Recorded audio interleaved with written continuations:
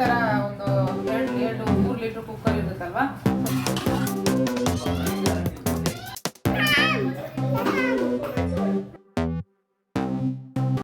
Hi ಎಲ್ರಿಗೂ ನಮಸ್ಕಾರ, welcome to my channel. Friends, ನಾನು ಇವತ್ತು ಈ ವಿಡಿಯೋದಲ್ಲಿ ಹಳ್ಳಿ ಸ್ಟೈಲ್ ಒಣಮೀನು ಸಾಂಬಾರು ಹೇಗೆ ಮಾಡೋದು ಅಂತ ತೋರಿಸಿದ್ದೀನಿ. ನೋಡ್ಕೊಂಬರೋಣ ಬನ್ನಿ. ಮೊದಲಿಗೆ ಈ ಒಣಮೀನ ಇದನ್ನು ಹೀಟ್ ಮಾಡ್ಕೊಳ್ಳೋಕ್ಕೆ ಹಾಕ್ತೀನಿ. ಸ್ವಲ್ಪ ಆದರೆ ಸಾಕು.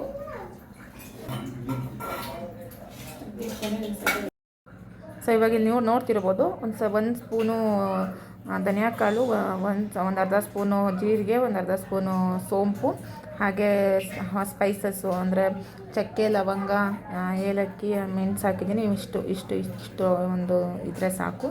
ಸೊ ಒಂಚೂರು ಮೆಂತೆ, ಇಷ್ಟು ಐಟಮ್ನ ಈಗ ಚಕ್ಕೆ, ಲವಂಗ, ಏಲಕ್ಕಿ, ಮೆಣಸು ಇಷ್ಟೆಲ್ಲ ಹಾಕಿದ್ದೀನಿ. ಈಗ ಇದನ್ನು ಫ್ರೈ ಮಾಡೋಕ್ಕೆ ಹಾಕೋಣ.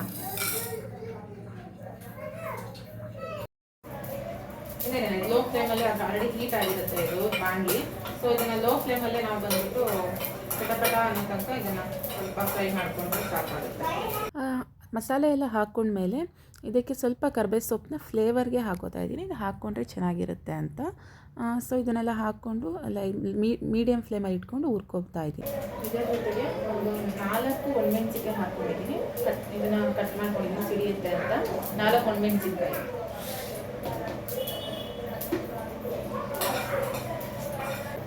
ಸೊ ಇದಾಗಿದೆ. ಇವಾಗ ಎತ್ತಿಟ್ಕೊಂಡ್ಬಿಡೋಣ. ದಾಲ್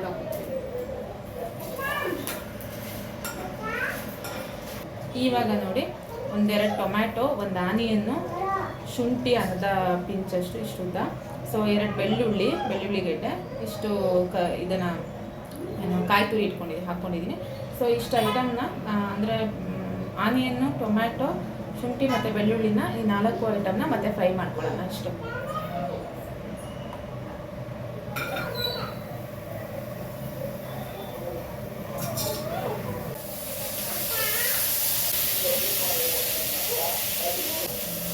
ನಿಂಬೆಹಣ್ಣು ಒಂದು ದೊಡ್ಡ ನಿಂಬೆಹಣ್ಣು ಹಾಕ್ತದ ಹುಣಸೆಹಣ್ಣು ತೊಗೊಂಡಿದ್ದೀನಿ. ನೀವು ಹುಳಿ ಎಷ್ಟು ಬೇಕು ಅಷ್ಟು ಹಾಕೊಂಡು, ಹುಳಿ ಸ್ವಲ್ಪ ಜಾಸ್ತಿ ಇಲ್ಲೇ ಚೆನ್ನಾಗಿರುತ್ತೆ ಇದಕ್ಕೆ.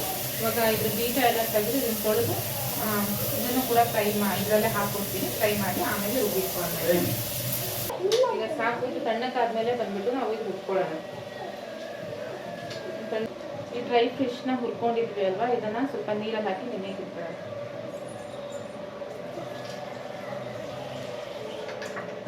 ಏನಿಲ್ಲ, ಜಸ್ಟು ಒಂದ್ಸರಿ ತೊಳೆದ್ರೆ ಸಾಕು. ನೀರಲ್ಲಿ ಹಾಕಿ ಇಡ್ತಾರೆ. ತೆಂಗಿನಕಾಯಿ ಪುಡಿನ ಹಾಕ್ತಾ ಇದ್ದೀನಿ. ಒಂದಿಷ್ಟು ಕಡಲೆ ಹಾಕ್ತಾ ಇದ್ದೀನಿ. 1 ಸ್ಪೂನ್ ಇರ್ಬೋದು ಇದು.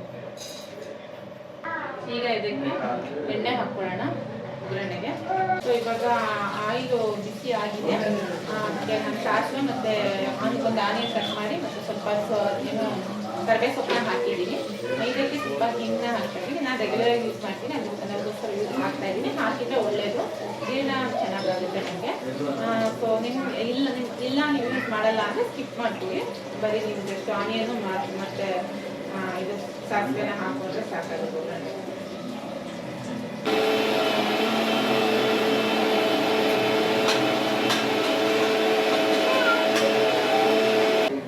ಸೊ ಎಷ್ಟಾಗುತ್ತೋ ಅಷ್ಟು 300 ರುಬ್ಕೋಬೇಕು ಇದನ್ನು.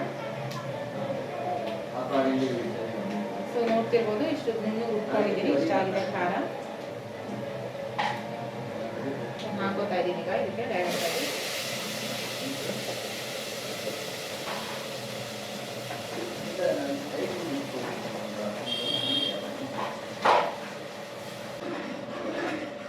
ಸೊ ಇದಕ್ಕೆ ಇವಾಗ ಈ ಫಿಶ್ನ ಇಟ್ಕೊಂಡಿದ್ದೀವಲ್ಲ, ಈ ಫಿಶ್ನ ಸ್ವಲ್ಪ ಹಿಂಗೆ ಮೇಲೆ ತೊಳೆದ್ಬಿಟ್ಟು ಒಂದು ರೌಂಡ್ ಸುಮ್ಮನೆ ಹಾಗೆ.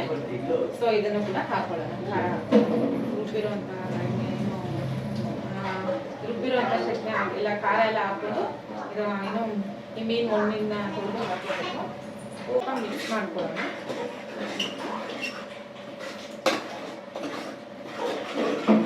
ಕುದಿ ಬರ್ತಾ ಇದೆ. ಈಗ ಇದಕ್ಕೆ ಎಷ್ಟು ನೀರು ಬೇಕೋ ಅಷ್ಟು ನೀರನ್ನ ಹಾಕೊಳ್ಳೋಣ. ಜಾಗ ತೊಳ್ಕೊಂಡು ಇಷ್ಟು ನೀರು ಹಾಕೋತಾ ಇದ್ದೀನಿ. ಅವರೆಕಾಳು ಮತ್ತು ಅಲಸಂದೆ ಕಾಳು ಈ ಥರ ಸೀಸನ್ ಇರುತ್ತಲ್ಲ, ಅವಾಗೆಲ್ಲ ಮಾತ್ರ ಈ ಮೀನನ್ನ ಹಾಕೇ ಹಾಕ್ತಾರೆ ನಮ್ಮ ಕಡೆ. ಅದೆಲ್ಲ ನಮಗೆ ತಿಂದಿರೋ ಅಂಥ ನೆನಪು. ಅವಾಗ ನಿಜ ತುಂಬ ಚೆನ್ನಾಗಿರುತ್ತೆ. ಬಟ್ ನಮ್ಮಮ್ಮ ನಮ್ಮ ಅಜ್ಜಿ ಮಾಡೋ ಥರ ಟೇಸ್ಟ್ ಏನು ಬರಲ್ಲ ನಾನು ಮಾಡೋದು. ಅಮ್ಮ ಅಜ್ಜಿ ಟೇಸ್ಟೇ ಟೇಸ್ಟ್ ಅಲ್ವಾ, ಹೆಣ್ಮಕ್ಳಿಗೆ ಮಿಸ್ ಮಾಡ್ಕೊತೀವಿ. ನಾವೇ ಮಾಡ್ಕೋಬೇಕು, ನಾವೇ ತಿನ್ಕೋಬೇಕು ಮದುವೆ ಆದ್ಮೇಲೆ.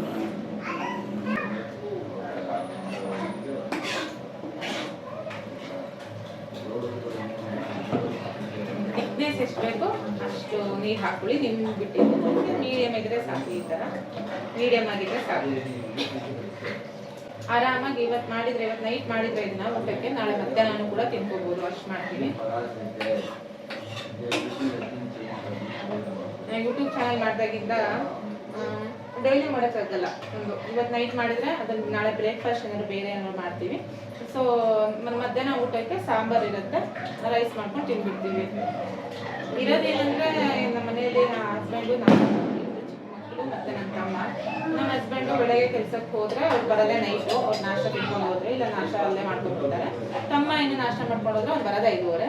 ಆವಾಗ ಬಂದು ಸ್ವಲ್ಪ ತಿಂತಾರೆ. ಇನ್ನು ಮಧ್ಯಾಹ್ನ ನಾನು ಒಬ್ಬಳೇ ಇರೋದು, ನಾನು ಒಬ್ಬಳಿಗೆ ಇಷ್ಟ ಆಗ್ಬಿಡುತ್ತೆ ಅಂತ ನಾನು ಮಾಡೋಕ್ಕೆ ಹೋಗಲ್ಲ.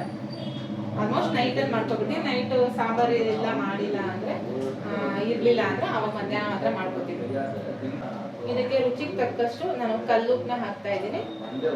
ಎಷ್ಟು ಬೇಕೋ ಅಷ್ಟು ಉಪ್ಪನ್ನ ಹಾಕ್ತಾ ಇದ್ದೀನಿ. ಸಾಂಬಾರು ಪುಡಿ ಹಾಕ್ತಾ ಇದ್ದೀನಿ. ನಾವು ಆವಾಗಲೇ ಇದು ಏನು ಒಣಮೆಣ್ಸಿಕಾಯಿ ಹಾಕಿದ್ದೀವಿ, ನೋಡ್ಕೊಂಡು ಹಾಕ್ತೇವೆ. ಯಾಕಂದರೆ ಸಾಂಬಾರು ಪುಡಿಲಿ ಖಾರ ಇರುತ್ತಲ್ವ ಇದರಲ್ಲೂ, ಅದಕ್ಕೆ ಒಂದು 1 ಸ್ಪೂನ್ ಹಾಕಿದ್ದೀನಿ. ಚಾಕ್ಲೇಟ್ ಇಲ್ಲ, ಖಾಲಿ ಆಗಿದೆ. ಇಲ್ಲ, ಚಾಕ್ಲೇಟ್ ಖಾಲಿ ಇಲ್ಲ, ಅಲ್ಲಿ ಖಾಲಿ ಎಲ್ಲ ಪಟಾಕಿ ಹೊಡಿತಾರೆ ನೋಡೋದು. ಸೊ ಇವಾಗ ಬಂದಿದ್ದನ್ನ ಸ್ವಲ್ಪ ಟೇಸ್ಟ್ ಮಾಡ್ಕೊಂಡ್ಬಿಡೋಣ. ಟೇಸ್ಟ್ ಮಾಡ್ಕೊಂಡ್ಬಿಟ್ಟು ಒಂದು 2 ವಿಸಿಲು ಇಲ್ಲ 1 ವಿಸಿಲ್ ಕೂಗ್ಸಿದ್ರು ಸಾಕು. ಕಾಳೆನ ಹಾಕಿಲ್ಲ, 1 ವಿಸಿಲ್ ಕೂಗ್ಸಿದ್ರೆ ಸಾಕಾಗುತ್ತೆ. ನಾವೆಲ್ಲ ಫ್ರೈ ಎಲ್ಲ ಮಾಡಿ ಹಾಕಿರೋದ್ರಿಂದ ಹಸಿ ವಾಸನೆ ಏನು ಹೋಗ್ಬೇಕು ಇಲ್ಲ ಬರುತ್ತೆ ಅಂತ ಏನು ಟೆನ್ಷನ್ ಇಲ್ಲ. ತುಂಬಾನೇ ಈಸಿ ಸಾಂಬಾರ್ ಇದು. ಸೇಮ್ ನಿಮಗೆ ಹಸಿ ಮೀನು ಸಾಂಬಾರ್ ಹಿಂಗಿರುತ್ತೆ ಅದೇ ಥರ ಇರುತ್ತೆ. ನಾನಿಲ್ಲಿ ಕೊತ್ತಂಬರಿ ಪುದೀನ ಹಾಕಿಲ್ಲ, ಇದ್ರೆ ನೀವು ಕೂಡ ಹಾಕೊಳ್ಳಿ. ಸದ್ಯಕ್ಕೆ ನಮ್ಮ ಮನೆಯಲ್ಲಿ ಬಂದ್ಬಿಟ್ಟು ನಾವು ಇನ್ನೂ ತರಕಾರಿಗಳು ತಗೊಂಬಂದಿಲ್ಲ. ಯಾಕಂದ್ರೆ ಹಸ್ಬೆಂಡ್ಗೆ ಟೈಮ್ ಇಲ್ಲ ಅನ್ನೋದಕ್ಕೆ ನಾವು ಇನ್ನೂ ತರಕಾರಿ ತಗೊಂಡಿಲ್ಲ. ಇರೋದ್ರಲ್ಲೇ ಮ್ಯಾನೇಜ್ ಮಾಡ್ತಾ ಇದ್ದೀವಿ. ಅದೇ ಅಲ್ವಾ ಸಂಸಾರ. ಹಾಕಿಲ್ಲ ಅಂದ್ರೂ ಪರವಾಗಿಲ್ಲ, ನಮ್ಮ ಕಡೆ ಎಲ್ಲ ಹಾಕೋದೇ ಇಲ್ಲ.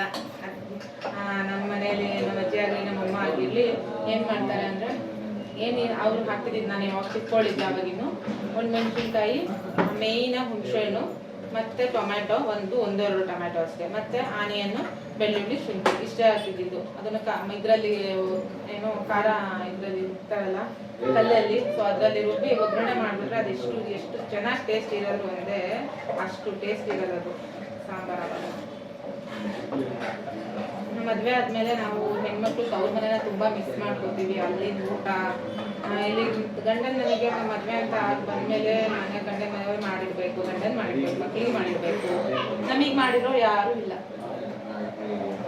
House wife life. ನನಗೆ ಅದು ಹಳೆ ಚಾನಲ್ ಡಿಲೀಟ್ ಆಗೋದ್ಮೇಲೆ ಮಂಡೆಯಿಂದ ಸಕ್ಕ ಟೆನ್ಷನ್ ಆಗೋಗ್ಬಿಟ್ಟಿದೆ. ಹೋದ್ರೆ ಹೋಗ್ಲಿ ಹೋಗ್ಬೇಕಂತ ಇತ್ತು, ಹೋಯ್ತು. ಕೆಲವು ಜನರ ಕಣ್ಣಿಂದಾನೇ ಅರ್ಥ ಹೋಗಿದೆ ಅಂತ ಅನ್ಕೋತೀನಿ. ಅಂತ ಜನರನ್ನ ಅದಕ್ಕೆ ಚಿತ್ರ ಇಟ್ಕೋಬಾರ್ದು ಅಂತ ಅನ್ಸತ್ತೆ.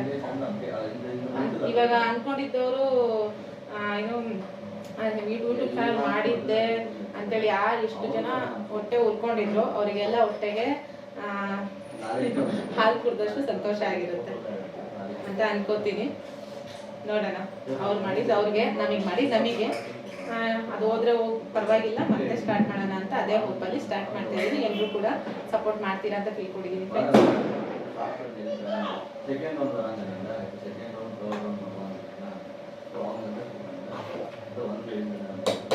ಖಾರ ಆಗಿದೆ ಸ್ವಲ್ಪ.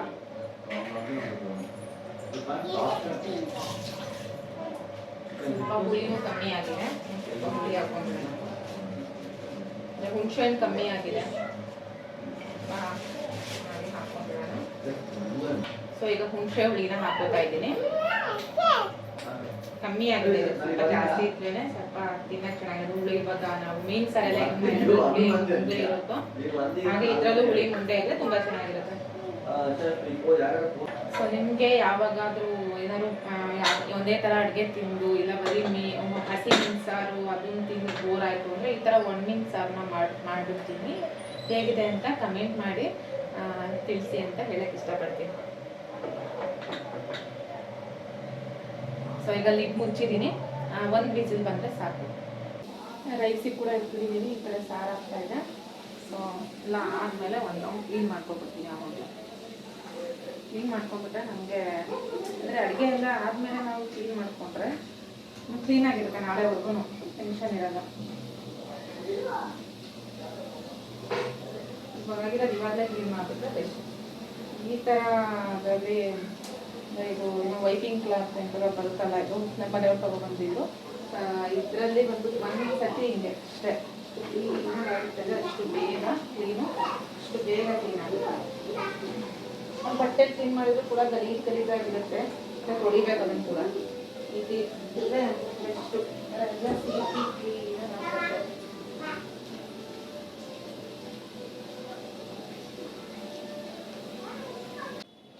ಒಂದು ವಿಸಿಲ್ ಆಯ್ತು ನೋಡಿ, ಆಫ್ ಮಾಡ್ತಾ ಇದ್ದೀನಿ ಅಷ್ಟೇ. ಮುಗಿತು ಸಾಂಬಾರು.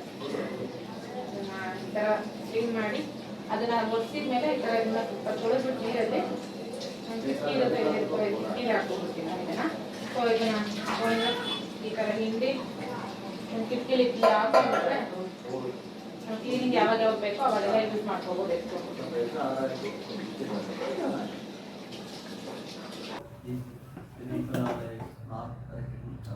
ನಿಮಗೆ ಮುದ್ದೆ ಇನ್ನು ಈಸಿಯಾಗಿ ನೀವು ಮಾಡ್ಕೋಬೇಕು ಅಂದರೆ ನೋಡಿ, ಈ ಥರ ಒಂದು 2-3 ಲೀಟ್ರ್ ಕುಕ್ಕರ್ ಇರುತ್ತಲ್ವಾ. ಸೊ ಈ ಥರ ಕುಕ್ಕರಲ್ಲಿ ನೀವು ಮಾಡಿಕೊಂಡ್ರೆ ನಿಮ್ಗೆ ಈ ಥರ ಬಟ್ಟೆ ಹಿಡ್ಕೊಳ್ಳೋ ಅದೆಲ್ಲ ಅವಶ್ಯಕತೆ ಇರಲ್ಲ. ಜಸ್ಟ್ ಇದನ್ನ ಇಟ್ಕೊಂಡು ಮಾಡಬೇಕಾಗತ್ತೆ. ನಾನು ಅದರಲ್ಲೇ ಮಾಡಿದ್ದೆ, ಸರಿ ಹತ್ರ ಇದೇ ಇತ್ತು ಅಂತ ಹೇಳ್ಬಿಟ್ಟು ಇದರಲ್ಲೇ ಹಾಕಿದೆ.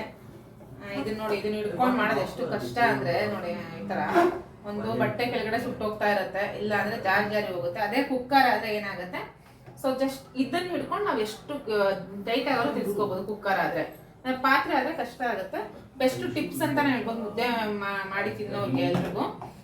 ಸೊ ನೀವು ಈ ಥರ ಪಾತ್ರೆ ಮಾಡಿ ಕಷ್ಟ ಬಿಡೋದ್ಕಿಂತ ಇನ್ನೊಂದೇನಂದ್ರೆ ಕೆಳಗಡೆ ಈ ಥರ ಪಾತ್ರೆ ಮಾಡಿದ್ರೆ ಕೆಳಗಡೆ ಕೂತ್ಕೊಂಡು ಕಾಲಲ್ಲಿ ಬಟ್ಟೆ ಹಿಡ್ಕೊಂಡು ಈ ಥರ ಮಾಡಿ ಎಲ್ಲ ನೀವು ಮುದ್ದೆ ಕುಡಿಸ್ಬೇಕಾಗುತ್ತೆ.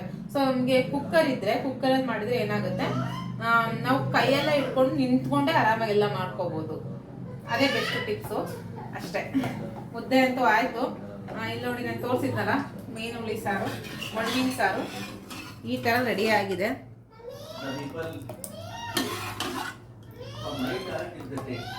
ಈ ಥರ ಆಗಿದೆ. ನೀವು ಒಂದ್ಸಲ ಟ್ರೈ ಮಾಡಿ ನೋಡಿ ಹೇಗಿದೆ ಅಂತ ಕಮೆಂಟ್ ಮಾಡಿ ಅಂತ ಹೇಳಕ್ಕೆ ಇಷ್ಟಪಡ್ತೀನಿ ಅಷ್ಟೇ ಫ್ರೆಂಡ್ಸ್.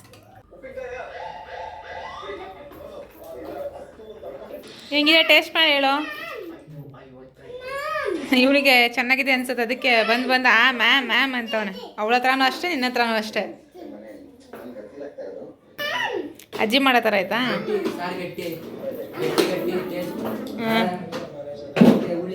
ಹಾಂ, ಟೇಸ್ಟ್ ಚೆನ್ನಾಗಿದೆ ಮುದ್ದೆ ಜೊತೆಗೆ.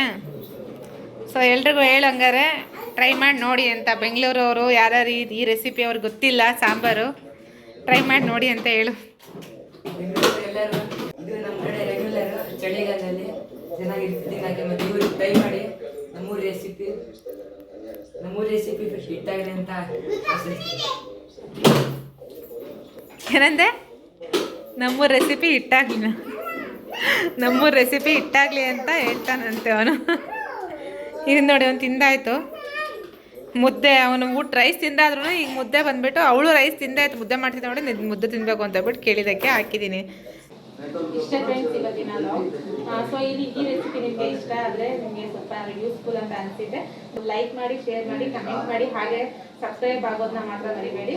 ನಿಮ್ಮ ಸಪೋರ್ಟ್ ನಮಗಿದ್ರೆ ನಾನು ಕೂಡ ವಿಡಿಯೋಸ್ ಮಾಡಲಿಕ್ಕೆ ನನಗೂ ಒಂದು ಹೋಪ್ ಬಂದಂಗೆ ಆಗುತ್ತೆ ಅಂತ ಹೇಳ್ತಾ ಈ ವಿಡಿಯೋನ ಇಲ್ಲಿಗೆ ಮುಗಿಸ್ತಾ ಇದ್ದೀನಿ. ಇನ್ನು ನೆಕ್ಸ್ಟ್ ಲಾಗಲ್ಲಿ ಸಿಗ್ತೀನಿ. ಅಲ್ಲಿವರೆಗೂ take care, love you all, bye.